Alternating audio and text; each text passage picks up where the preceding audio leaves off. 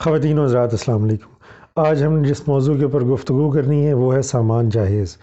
اگر دونوں فریقین کی کسی بھی وجہ سے علیحدگی ہو جاتی ہے طلاق یا خلا کی صورت میں، تو جو عورت کا سامان جہیز ہے کیا وہ مرد کی ملکیت میں ہوگا، عورت کی ملکیت میں ہوگا، اور اگر عورت کی ملکیت میں واپس چلا جائے گا اور یا عورت اسے کلیم کر سکتی ہے نا کورٹ آف لاء، تو اس کا فارمولہ کیا ہوگا؟ بنیادی فارمولہ یہ ہے کہ جو سامان جہیز ہے وہ عورت کی ملکیت میں ہی رہتا ہے شادی کے بعد بھی، اور عورت اگر چاہے تو اسے کلیم بھی کر سکتی ہے۔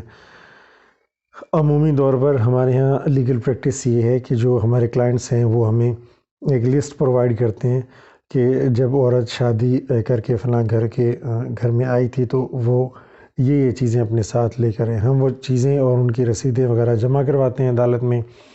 کچھ چھان بین کے بعد عدالت مطمئن ہو تو وہ عمومی طور پر ایک ایوریج اماؤنٹ ہمیں جو ہے وہ کلیم کر دیتی ہے۔ لیٹ سے عمومی پریکٹس یہ ہے کہ اگر آپ نے 10 لاکھ سامان جہیز کی مد میں کلیم کیا ہے تو رسیدیں اور چھان بین کے بعد عام طور پر 6 سے 7 لاکھ روپے یا کبھی کبھی 3 رسیدیں پرووائڈ کرنا اور ان کی جینونیس انڈر کلیم ہوتی ہے تو 3 سے 4 لاکھ روپے تک جو کلیم ہے وہ آپ کو مل جاتا ہے۔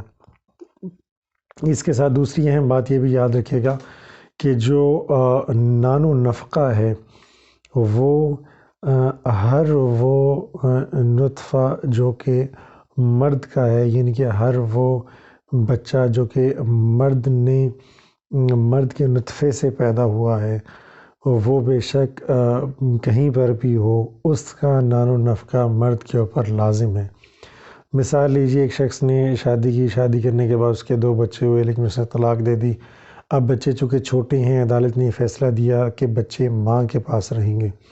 بچے جہاں بھی رہیں 18 سال تک وہ والد وہ مرد اس چیز کا پابند ہے کہ جو بھی خرچہ عدالت منتھلی ان کا طے کرے گی وہ مرد اس چیز کا قانونی طور پر پابند ہوگا کہ وہ خرچہ ادا کرے۔ تو یہ بنیادی یاد رکھیے گا کہ جو بھی آپ کا بچہ ہے آپ نے اس کا خرچہ ہر صورت میں ادا کرنا ہے۔ Thank you so much.